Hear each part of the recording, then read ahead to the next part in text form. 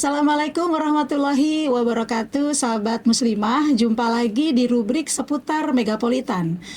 Merekam realitas, menjaga identitas.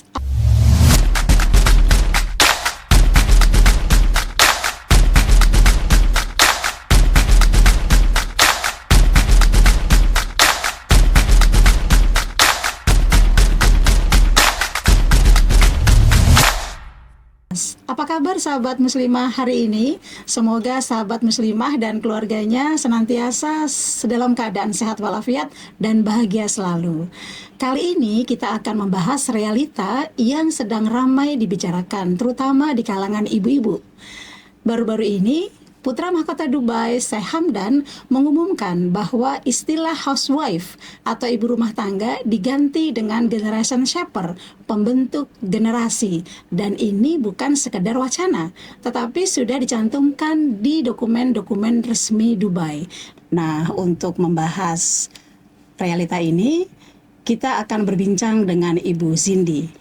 Assalamualaikum warahmatullahi wabarakatuh, Ibu Cindy, apa kabar? Waalaikumsalam warahmatullahi wabarakatuh, Bu Dewi. Alhamdulillah kabar baik. Sahabat muslimah, apa kabar semuanya? Topik hari ini tuh menarik sekali ya, karena ini tuh relate banget, menyentuh langsung ke para perempuan.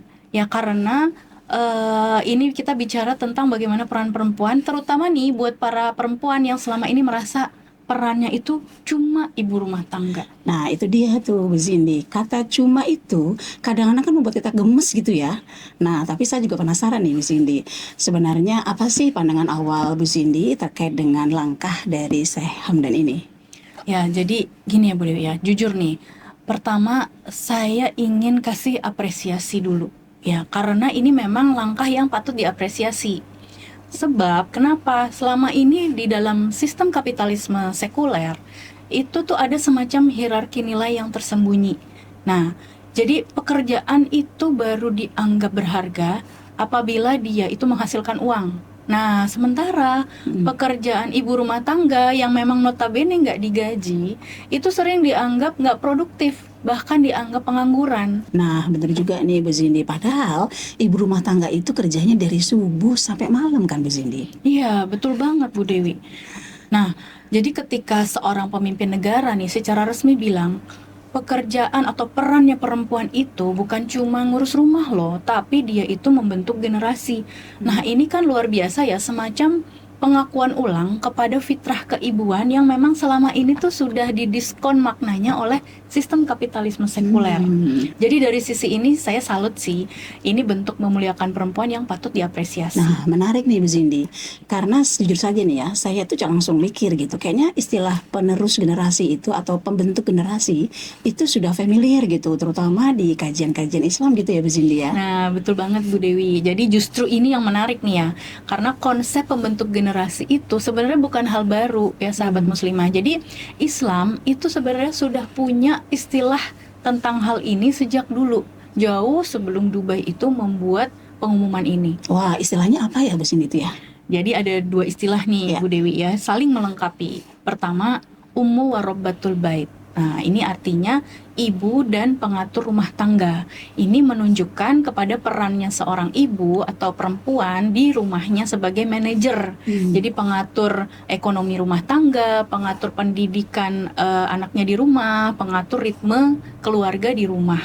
Nah, bahkan Rasulullah SAW bersabda soal hal ini, wal mar'atu ra'iyatun fi baiti zaujiha wa mas'ulatun an ra'iyatiha.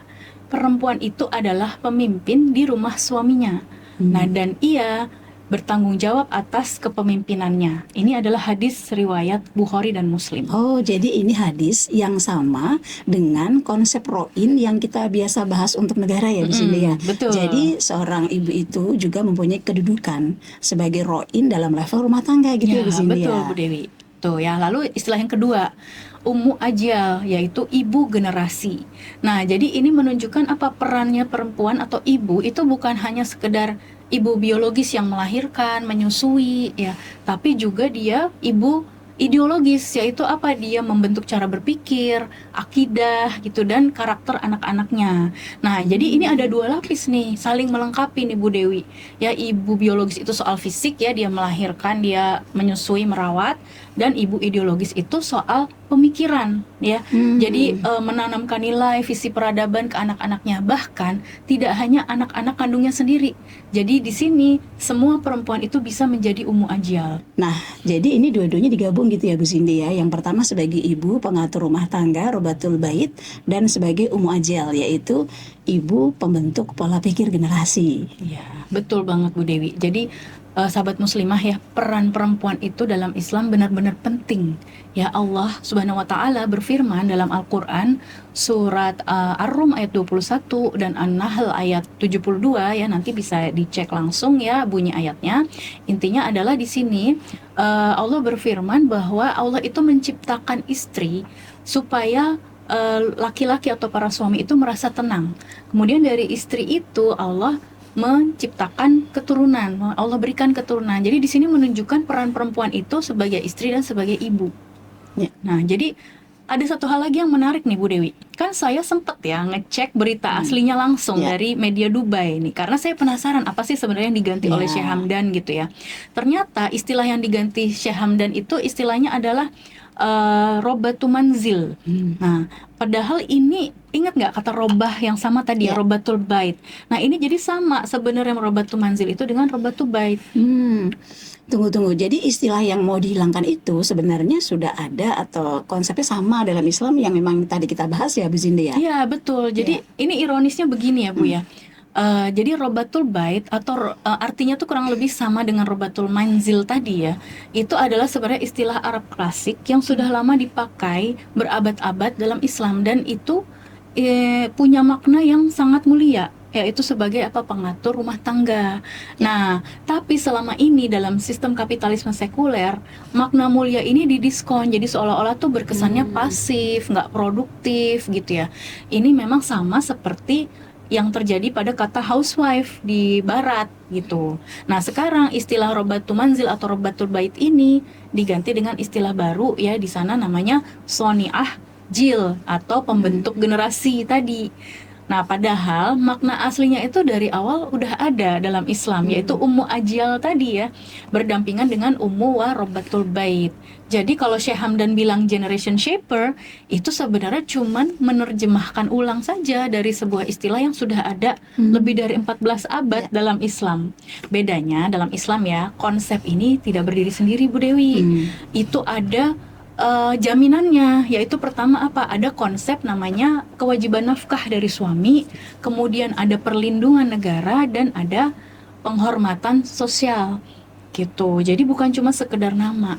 Wah, jadi semakin menarik ya, sahabat muslimah ya. Tapi ini sih kan sering ada stigma gitu ya, Bu Cindy ya. Jadi perempuan itu kan hanya di rumah doang gitu. Tapi kalau saya lihat di sejarahnya itu kan tidak gitu-gitu amat sebenarnya sih ya, Bu Cindy ya. Iya, betul ya. Jadi ini ya sahabat muslimah, ini perlu diluruskan. Islam itu tidak melarang perempuan berperan di luar rumah. Gitu ya. Bahkan dari zaman Rasulullah SAW sampai era Khilafah Utsmani itu banyak sekali contoh perempuan-perempuan yang memang berkiprah di ranah publik gitu ya. Jadi mereka aktif baik dalam ibadah ritual maupun dalam perkara politik gitu. Ya. Saya kasih beberapa nama ya, supaya nggak terlalu abstrak. Ya, boleh. Silakan, yang pertama Bunda Khadijah ya, radhiyallahu anha, istri Rasulullah SAW. Beliau adalah pengusaha yang sukses, pengusaha besar di Mekah. Kalau sekarang itu mungkin kayak bisa dibilang konglomerat beliau itu. Nah, beliau itu sampai punya jaringan bisnis sendiri sampai negeri Syam. Nah, bahkan Rasulullah SAW dulu itu bekerja mengelola bisnisnya Bunda Khadijah ini sebelum kemudian akhirnya beliau menikahi Bunda Khadijah gitu ya. Jadi sebenarnya perempuan yang sukses secara ekonomi itu bukan hal asing dalam Islam. Jadi contohnya malah istrinya Rasul sendiri gitu. Kemudian yang kedua ada Rufaidah ya, Rufaidah binti Sa'ad Al-Aslamiyah. Beliau hidup di zamannya Rasulullah. Beliau ini adalah perawat pertama ya, perempuan dalam Islam ya. beliau itu mendirikan semacam rumah sakit lapangan gitu ya untuk merawat para pejuang yang terluka di medan perang. Bahkan beliau juga mendirikan sekolah perawat ya, dan ini atas izin Rasulullah sendiri. Jadi beliau mendirikan itu, beliau melatih perempuan-perempuan lain untuk Masya Allah. menjadi tenaga medis Ya. gitu ya. Dan yang ketiga ada Asyifa ya, Asyifa binti Abdullah Adawiyah. Beliau ini adalah guru baca tulis pertama buat perempuan muslim. Masya Allah. Kemudian pada saat era khilafahnya Umar bin Khattab, beliau ini diangkat sebagai Qadhi Hizbah. Dia tuh semacam, Qadhi Hizbah adalah semacam pengawas ya, kepala pengawas pasar Madinah waktu itu. Jadi tugasnya adalah memastikan transaksi jual beli itu jujur ya, tidak ada kecurangan, bahkan beliau bisa mengeluarkan izin usaha. Nah, ini tuh adalah posisi jabatan Luar publik biasa loh ya, Masya Allah. di awal-awal era khilafah, dan itu ya. dijabat oleh perempuan. Ada lagi nggak? Nah, ada lagi yang keempat saya mau sebut, ini ada Bunda Aisyah radhiyallahu anha, istri Rasulullah. Ya. Nah, jadi Bunda Aisyah ini bukan hanya ummul mukminin ya di ranah domestik, tapi beliau itu adalah seorang ulama besar. Ya, beliau itu meriwayatkan ribuan hadis dan bahkan menjadi rujukan fikih bagi para sahabat, termasuk sahabat yang laki-laki. Nah, kemudian pada masa-masa awal khilafah, yaitu beliau pendapat-pendapatnya, pandangan-pandangannya itu sangat didengar oleh para sahabat, bahkan memang sangat diperhitungkan. Masya Allah, ternyata banyak banget ya perempuan-perempuan yang bisa menjadi inspirasi untuk kita semuanya. Tadi yang paling lengkap adalah peran dari Bunda Aisyah radhiyallahu anha. Beliau sebagai seorang ibu rumah tangga, sebagai ulama, dan kemudian aktif di ranah politik. Dan ternyata dari zaman Rasulullah sampai ke khilafahan sudah banyak sekali perempuan-perempuan yang aktif di ranah publik ya Bu Cindy ya. Iya. Nah, tadi kan baru sampai khilafah awal ya, zamannya Umar bin Khattab. Nah, kalau kita loncat lagi ke depan ke khilafah Utsmani, itu ada lagi contoh yaitu Hurrem Sultan. Beliau adalah istri dari Sultan Sulaiman Al-Qanuni ya. Nah, beliau itu terkenal aktif berdiplomasi ya dengan surat menyurat kepada raja-raja Eropa. Gitu. Beliau juga mendirikan sebuah kompleks sosial yang besar gitu ya. Di situ ada masjid, ada rumah sakit, kemudian ada dapur umum untuk masyarakat miskin. Jadi sebenarnya sepanjang sejarah peradaban Islam itu perempuan-perempuan yang aktif itu selalu ada, baik dari ranah ibadah atau keagamaan yang ritual ya, maupun sampai ke ranah politik. Ya, jadi kalau ditarik garis besar ya Bu Cindy ya, dari masanya Bunda Khadijah sampai ke Hurrem Sultan, itu berarti perempuan dalam Islam itu memiliki peran yang sangat luar biasa di ranah publik ya. Dari bisnis, kemudian medis, birokrasi pasar, kemudian ada juga di bidang medis, kemudian di politik dan bahkan diplomasi. Jadi perempuan tuh nggak dikurung di rumah saja dalam Islam gitu ya Bu Cindy ya. Tepat sekali Bu Dewi. Nah, dan sahabat muslimah ini penting ya untuk digarisbawahi. Mereka itu semua berperan di luar itu atas dasar memang punya keahlian, memang dibutuhkan masyarakat, dan ini ada dukungan sistem yang menjamin keamanan mereka dan kehormatan mereka di dunia publik gitu ya. Mereka juga tidak meninggalkan tanggung jawabnya di ranah domestik. Jadi mereka berperan di luar itu bukan karena kepepet secara ekonomi. Nah, ini yang sangat berbeda dengan zaman sekarang nih Bu Dewi. Nah, oke. Jadi apresiasinya itu sampai di situ ya Bu Cindy ya. Ya, jadi secara simbolik memang kita akui bahwa peran ibu itu memang mulia. Dan kemudian ternyata konsepnya itu sudah lama ada dalam Islam. Tapi kayaknya kalau hanya sampai kepada titik, wah sudah diganti nih istilahnya, sudah lebih dihargai nih. Tetapi kayaknya nggak cukup sampai situ ya Bu Cindy ya. Ada tapi yang sepertinya ingin disampaikan ini oleh Ibu Cindy ya. Betul banget, ada tapi besar ya. Jadi di sini saya ingin mengajak sahabat muslimah ya untuk kita sama-sama mikir. Kalau ya istilahnya sudah diganti nih jadi bagus seperti itu, tapi ternyata sistemnya masih sama aja, tidak berubah. Apakah berarti perannya para ibu sebagai pembentuk generasi ini terus jadi lebih mudah? Nah, coba dijelasin dong Bu Cindy. Soalnya kedengaran tuh kayak gini loh. Istilahnya itu kan udah lebih menghargai, harusnya cukup dong Bu Cindy. Nah, justru di situ jebakannya Bu Dewi ya. Jadi ganti nama itu kan gampang ya sahabat muslimah, nggak butuh biaya besar. Tapi coba kita lihat sekarang faktanya. Ya, dalam sistem kapitalisme sekuler ini yang berlaku di seluruh dunia, termasuk juga di Indonesia, itu bagaimana sih nasib perempuan? Alih-alih dimuliakan, mereka tuh justru sekarang banyak yang tertekan, ya kemudian Iya. jadi korban kekerasan, ya mereka banyak yang kena masalah mental Iya. dan minim perlindungan. Nah, emang berat banget sih ya realita perempuan yang bekerja sekarang ini ya Bu Cindy Iya, ya. betul Bu. Coba berapa banyak ibu yang sebenarnya pengen fokus di rumah jadi pembentuk generasi, tapi akhirnya terpaksa harus keluar untuk kerja ya karena butuh nafkah. Saya pernah baca beberapa data ya Bu Iya. Dewi ya. Jadi sayangnya angka pastinya nih agak sulit dilacak ke sumber resmi. Iya. Tapi ini adalah riset Kompas berdasarkan Sakernas BPS 2022. Iya. Jadi ada temuan yang mendukung hal ini. Di situ ya ditemukan bahwa ternyata perempuan pekerja yang berhenti kerja setelah nikah itu 35% alasan berhenti kerjanya karena ingin mengurus rumah tangga. Iya. Nah, kemudian di data BPS tahun 2023 itu menunjukkan 64,5% perempuan pekerja itu ada di sektor informal. Nah, ini kan berarti apa? Perempuan pada akhirnya itu ada di sektor yang sangat minim perlindungan, minim jaminan sosial. Belum lagi nanti ada kesenjangan upah gender nih Bu Dewi. Jadi data BPS juga ini ya, terbaru per Februari 2025 itu menunjukkan bahwa perempuan itu masih dibayar 22% sampai 23% lebih rendah daripada laki-laki untuk pekerjaan yang setara. Wah, Gitu. berarti besar juga ya Bu Cindy ya kesenjangan antara laki-laki dan perempuan padahal dalam kerjaan yang sama gitu ya Bu Cindy. Iya, betul. Dan ini yang makin bikin miris nih Bu Dewi. Di ranah ekonomi ya, dalam sistem kapitalisme sekuler ini, peran perempuan itu sering cuma jadi tumbal ya untuk dikorbankan menambal kekurangan sistem gitu. Sementara kalau dalam ranah politik, perempuan itu juga cuma jadi pelengkap biasanya ya. Iya. Gitu. Jadi substansi kebijakan yang benar-benar berpihak ke perempuan itu masih sangat minim. Jadi di dua ranah ini ya, ekonomi dan politik itu perempuan sebenarnya lebih banyak dieksploitasi ketimbang benar-benar dimuliakan. Jadi kalau kembali ke pertanyaan awal nih ya tadi ya Bu Cindy ya. Jadi banyak ibu-ibu yang keluar rumah itu sebenarnya bukan untuk memilih dia, tetapi karena suami sebagai penanggung jawab nafkah utama itu tidak bisa mencukupi kebutuhan dasar keluarga gitu ya Bu Cindy ya. Iya, betul Bu Dewi. Jadi kan rumah butuh dibayar ya, sekolah anak butuh dibayar, kesehatan juga butuh dibayar. Nah, kalau kondisi ekonominya kayak gini terus gitu ya, ini kan sebagai akibat dari desain besar kapitalisme sekuler, ini kan jadi bikin biaya hidup ya, pendidikan, kesehatan itu makin mahal. Kalau begini terus dikasih title pembentuk generasi gitu ya. Itu kan jadi kayak gimana gitu ya. Kayak gini ya sahabat muslimah ya, sepertinya itu perempuan dikasih penghargaan tetapi bebannya itu nggak diringankan gitu ya.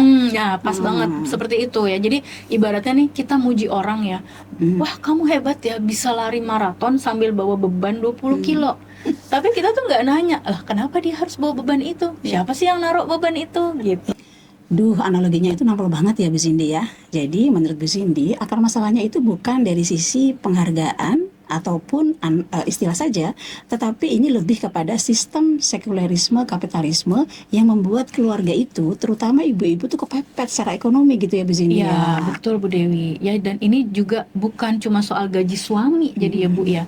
Ini sebenarnya nyambung ke hal yang lebih besar. Iya. Kenapa biaya hidup itu makin lama makin mahal? Karena logika pasar bebas itu diterapkan ke sektor-sektor yang seharusnya menjadi tanggung jawab negara, yaitu apa? Pendidikan, kesehatan, jaminan sosial. Iya. Nah, ini semua kan bagian dari desain sistem kapitalisme tadi, ya yang sudah berjalan puluhan tahun bahkan ya di hampir semua negara di dunia, dan ini jadinya bukan masalah personal keluarga aja. Nah, saya dengar-dengar juga Bu Cindy ini kan pernah riset ya, mengapa sih biaya hidup, kemudian sekolah, kesehatan itu saat ini semahal ini gitu loh Bu Cindy. Iya betul. Saya nggak akan bahas detail banget ya di sini supaya nggak terlalu berat. Tapi intinya gini, ada semacam pola global ya bagian dari agenda besar dari kapitalisme sekuler ini yang memang membuat pendidikan kesehatan gitu ya makin lama tuh makin menjadi komoditas. Jadi bukannya menjadi suatu jaminan dasar yang diberikan oleh negara gitu. Makanya kan biaya sekolah naik terus gitu kan, Ya. biaya kesehatan juga makin berbasis iuran wajib. Nah, ini kan bikin beban keluarga tambah berat ya Bu ya. Ujung-ujungnya ya gitu, akhirnya ibu yang tadinya pengen di rumah fokus Ya. membesarkan anak, mendidik anak, akhirnya harus keluar untuk mencari nafkah tambahan. Jadi sebenarnya itu bukan salahnya ibu-ibu ya, tapi memang kadang-kadang tuh ada stigma begini loh. Ibu-ibu yang menitipkan anak di daycare tuh suka dijudge begini. Ih, nggak sayang anak ya, nitipin anak ke daycare gitu loh Bu Cindy. Nah itu ya, Ya. itu juga bikin saya gregetan sih sebenarnya Bu Dewi ya. Jadi kita nggak bisa menjudge ibu yang nitip anaknya ke daycare itu bukan berarti dia nggak sayang anak. Ya. Justru sebenarnya banyak yang menitipkan anak ke daycare karena dia justru sedang berjuang demi anaknya, demi keluarganya. Ya. Nah, jadi harusnya yang ditanya itu bukan itu kenapa dia nitip anak ke daycare, tapi yang ditanya apa sih, ada apa dengan sistem kapitalisme sekuler ini yang akhirnya bisa memaksa ibu-ibu itu untuk memilih jalan itu. Nah, ini semakin menarik nih, semakin jelas bahwa akar masalahnya itu memang kapitalisme, sekulerisme gitu ya Bu Cindy ya. Jadi ibu-ibu itu memang dipaksa seperti itu untuk terpaksa bekerja. Jadi bukan masalah nasib atau sistem atau kondisi ekonomi yang sedang susah gitu ya Bu Cindy Iya, ya. betul banget. Jadi gini ya sahabat muslimah, sistem kapitalisme sekuler ini dia sudah punya cara pandang yang keliru dari akarnya, yaitu apa, nilai seseorang di sini berarti termasuk perempuan itu dilihat dari seberapa besar kontribusinya dalam hal ekonomi. Ya. Apakah dia bisa menghasilkan uang gitu ya. Ya. Cara pandang yang seperti ini itu pelan-pelan akan menggerus atau menggeser nilai-nilai kemuliaan seorang perempuan yang non materi tadi kan, seperti mendidik anak gitu kan, menjaga rumah tangga, membentuk akidah generasi gitu. Karena kan semua itu tidak menghasilkan uang secara langsung. Nah, ini juga nih, jadi sama perempuan tuh saling menghakimi gitu ya Bu Cindy ya. Kadang-kadang di medsos itu ya, ibu pekerja dan ibu rumah tangga tuh saling sindir gitu Bu. Iya, nah ini ya yang saya sebut sebagai kanibalisasi ya, sesama perempuan gitu. Jadi dalam banyak analisis itu ada istilah rantai perawatan global atau global care chain ya. Jadi di sini yang dimaksud adalah apa? Perempuan-perempuan di negara maju atau yang kelas ekonomi atas itu mereka bisa mengejar karir karena kenapa? Karena ada perempuan-perempuan lain ya, yaitu biasanya dari kelas ekonomi bawah atau negara miskin yang menggantikan peran domestiknya. Dia jadi pengurus anak ya, pengasuh gitu kan, asisten rumah tangga gitu, sehingga si perempuan yang tadi itu bisa mengejar karirnya. Padahal upahnya si perempuan ini yang dikorbankan ini pun kadang tidak layak. Nah, jadi akhirnya apa, pemberdayaan satu orang perempuan itu ditopang dengan pengorbanan gitu ya, mengorbankan perempuan yang lain. Jadi padahal itu harusnya apa, semua itu menjadi tanggung jawab sistem dan negara. Wah, ini jadi bukannya solidaritas ya sama perempuan ya, tapi malah justru jadi kompetisi dan saling mengorbankan sama perempuan gitu ya Bu Cindy. Iya, betul, miris ya. Dan semua ini kan muncul karena kapitalisme sekuler itu nggak punya kerangka nilai selain untung rugi materi. Itu aja yang dilihat.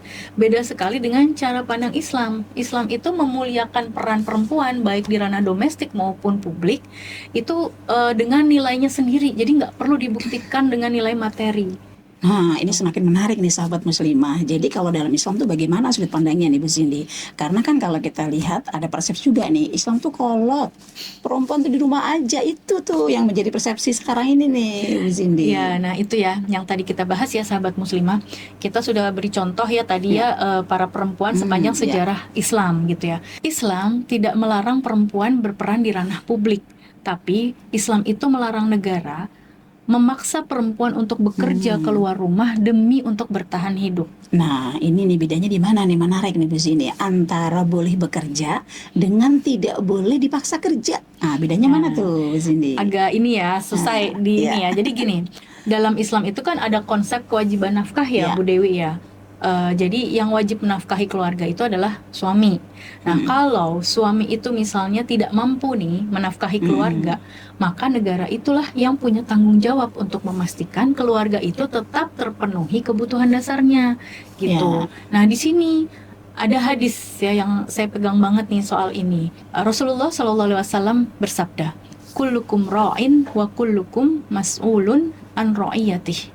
Setiap dari kalian adalah pemimpin dan setiap pemimpin bertanggung jawab atas kepemimpinannya. Nah, pemimpin di sini bukan cuma bicara level rumah tangga, tapi juga bicara level negara. Jadi negara itu harus berperan sebagai ro'in, yaitu pelindung buat rakyatnya. Nah, jadi kalau sampai ada rakyatnya, khususnya nih kita lagi bicara keluarga-keluarga tadi, yang sampai tidak terpenuhi kebutuhan dasarnya sehingga para ibu harus keluar untuk mencari nafkah, nah itu berarti menunjukkan negara belum bisa menjalankan fungsi ro'innya dengan baik. Nah, jadi kalau begitu, berarti dalam Islam pemimpin itu seharusnya memikirkan bagaimana setiap keluarga itu terjamin bisa memenuhi kebutuhan dasarnya gitu ya Bu Zindia. Bukan negara itu malah nge-push perempuan, ayo perempuan bekerja, ayo perempuan berdaya, begitu ya Bu Iya, Zindia. betul Bu Dewi. Jadi makanya ini juga yang bikin saya skeptis ya kalau ada wacana tentang pemberdayaan perempuan gitu ya. Kalau dalam bingkai kapitalisme sekuler ini biasanya nanti ujung-ujungnya adalah perempuan harus masuk ke pasar kerja. Nah, padahal bukannya nggak boleh ya, tapi coba dipikir kenapa kok perempuan yang harus didorong untuk masuk pasar kerja? Seharusnya kan justru negara dulu dong yang memastikan keluarga itu sudah terpenuhi kesejahteraannya, baru perempuan silakan mau berperan di rumah saja atau mau bekerja di luar. Wah, jadi ini soal kebebasan memilih intinya gitu ya Bu Zindia. Iya. Dan ini penting ya. Jadi sistem yang adil itu bukan cuma sekedar memberi perempuan kebebasan untuk kerja keluar rumah, tapi juga dia harus menjamin bahwa perempuan itu bisa bekerja di luar, mengaktualisasikan dirinya di luar, berkontribusi di tengah masyarakat, tapi perannya sebagai pembentuk generasi itu tidak dilalaikan. Jadi kalau ibu itu ingin di rumah fokus membentuk generasi tanpa ikut mencari uang keluar, itu keluarganya tetap bisa hidup dengan layak. Nah, tapi kalau ibu itu ingin keluar rumah untuk mengaktualisasikan diri dan berkontribusi di tengah masyarakat, ya itu pun boleh saja gitu ya. Dan bukan karena kepepet, juga bukan kemudian dia melalaikan peran domestiknya. Nah, apalagi kalau memang dia punya keahlian yang dibutuhkan masyarakat. Nah, makanya di sini negara itu harus berperan menjamin perempuan itu tetap ya terjaga fitrah mulianya di ranah domestik dan juga terjaga kehormatannya di ranah publik. Nah, ini mah relate banget nih Bu Cindy dengan teman-teman saya yang sering curcol nih. Sebenarnya pengen resign, pengen berhenti dari pekerjaannya karena pengen fokus ke rumah, kemudian fokus ngurus anak-anak gitu ya. Tapi mikir 1000 kali nih Bu Cindy, gimana ya nyicil rumahnya, nyicil motornya, kemudian biaya sekolah, biaya kesehatan, gitu tuh Bu Cindy. Nah, itu dia Bu Dewi ya. Jadi ini memang bukan cuma soal individu tadi ya, bukan soal nasib atau miskin karena kurang penghasilan, tapi ini desain besar gitu ya, desain besar kapitalisme sekuler. Jadi kalau misalnya biaya hidup itu terus naik, pendidikan, kesehatan semua itu naik, tanpa ada jaminan yang memadai dari negara, itu perempuan manapun, termasuk mau di Dubai sekalipun, pasti tetap akan menghadapi tekanan yang sama. Meskipun titelnya udah keren nih, pembentuk generasi. Masya Allah, menarik sekali ya obrolan kita hari ini. Dan untuk memberikan kelengkapan terhadap apa yang sudah kita bicarakan hari ini, silakan Bu Cindy memberikan statement atau closing statement untuk sahabat muslimah yang sedang menyimak dari tadi. Ya, jadi kalau kita ringkas ya pembicaraan kita tadi, pertama kita apresiasi ya langkahnya Syekh Hamdan ini untuk mengangkat kembali martabat perempuan gitu. Dan ternyata konsepnya itu sudah lama ada dalam Islam. Nah, tapi sahabat muslimah kita perlu kritis ya. Jadi perubahan istilah saja itu tidak otomatis lalu mengubah struktur ya, kondisi struktur yang menyebabkan kondisi perempuan itu seperti saat ini terpaksa keluar rumah gitu kan karena nafkah suami tidak cukup, kemudian dia rentan kekerasan dan minim perlindungan. Nah, jadi jangan sampai kita puas cuman dengan ganti istilah aja, sementara sistemnya masih sama aja gitu. Karena ini bukan soal perempuan tuh lemah sehingga harus diganti istilahnya, bukan itu. Tapi ini soal sistem ya, sistem kapitalisme sekuler ini harus bertanggung jawab. Jadi solusinya nih ya menurut saya ada dua hal. Pertama itu dengan nilai-nilai Islam yang sudah lebih dulu memang memuliakan perempuan secara utuh. Yang kedua, ada peran negara yang benar-benar berfungsi sebagai roin ya. Jadi dia bukan hanya regulator pasar. Nah, yang seperti ini itu hanya bisa terjadi pada negara yang memang menerapkan Islam secara keseluruhan, menyeluruh, bukan sistem kapitalisme sekuler. Nah, negara seperti inilah yang selama ini kita bicarakan tadi tuh, contohnya dari zaman Rasulullah sampai Khilafah Utsmani, yaitu negara khilafah ya, negara Islam. Jadi negara yang seperti inilah yang akan benar-benar melindungi dan memuliakan perempuan dengan konsep ya dan aturan seperti yang kita bahas tadi. Jadi perempuan itu terlindungi secara sistemik gitu. Masya Allah, Islam memang luar biasa. Mudah-mudahan ya, kita dengan pembahasan hari ini, sahabat muslimah semakin memahami, semakin cinta, dan pastinya semakin rindu terhadap penerapan Islam secara kafah. Jazakillahu khairan katsiran kepada Ibu Cindy yang sudah menemani obrolan kita pada hari ini. Ya, sahabat muslimah, demikian obrolan realita kita hari ini. Mudah-mudahan obrolan hari ini bermanfaat dan tentunya mendapatkan berkah dan ridho dari Allah Subhanahu wa Ta'ala. Saya Dewi Juliana Santi dan Ibu Zindi Agustina mengucapkan jazakumullahu khairan katsiran. Sampai ketemu lagi di episode-episode yang akan datang dengan realita-realita lain yang pastinya akan dikupas tuntas dengan sudut pandang Islam. Assalamualaikum warahmatullahi wabarakatuh.